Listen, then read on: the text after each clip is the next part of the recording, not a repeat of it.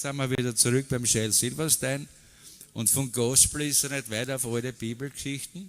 Ich erzähle euch jetzt, warum es keine Einhörner gibt.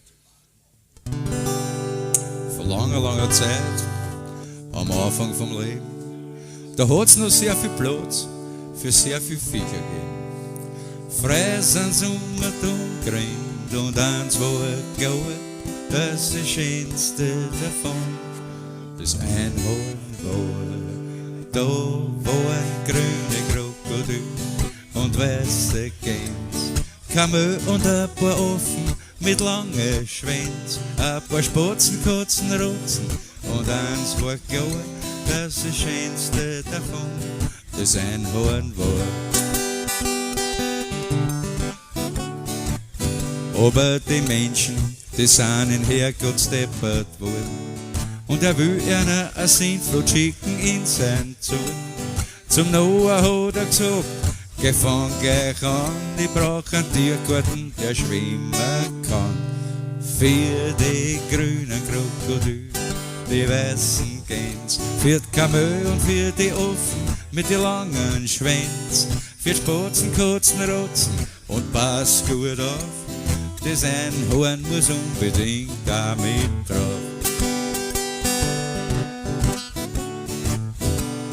Der Noah hat kein Geld, so schnell er nur kann.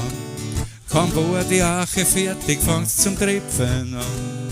Und der vierte Viecher laufen immer zwei und zwei.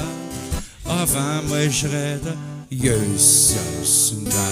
Ich hab zwar die grünen Krokodil, die weißen Gänse, die Kamel und auch die Affen mit den langen Schwänzen, die Spatzen, Katzen, Rotzen, aber es ist zu blöd, die Einhörner, die find ich nicht.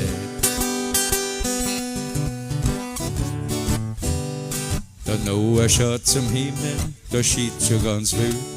Die Einhörner, die haben Versteckerl gespielt. Sie spritzen und hupfen im Regen um den Turm. Ach, ihr Einhörner, was seid ihr dumm? Da waren grüne Krokodil und weiße Gänse, Kamel und ein paar Affen mit langen Schwänzen. Der Noah schreit, Luken dicht und volle Fahrt, jetzt wird nimmer mehr auf ein Einhorn gewartet.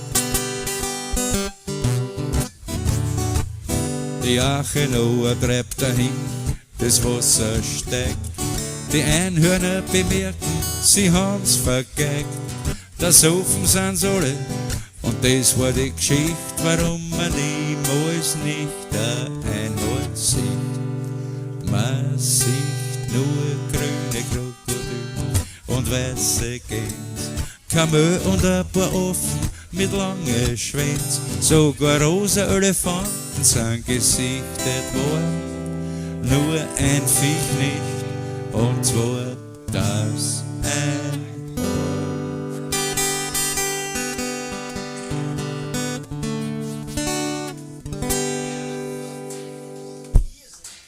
Jetzt wisst ihr, warum es kein Einhorn gibt.